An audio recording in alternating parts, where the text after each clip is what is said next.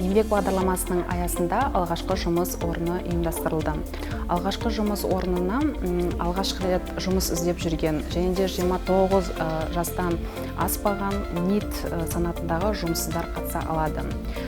Алғашқы жұмыс орны бойынша жұмысқа орналастыру үшін үміткерлер халықты жұмыспен қамту орталығына мынадай құжаттарды: жеке басын куәландыратын құжаттың көшірмесін және де білімі туралы құжаттың көшірмесін қоса отырып өтінім береді.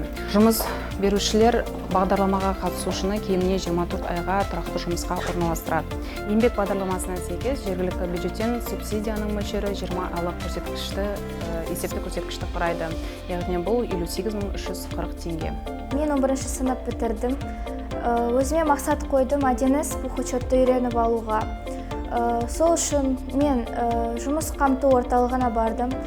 Мен осы жерге жіберді. Осы жерде мен жақсы мүмкіндікке ие болдым. Бір жағынан жұмыс істеп оқытады. Оқып жұмыс істеуге мүмкіндік беріп жатқандарына ризамын.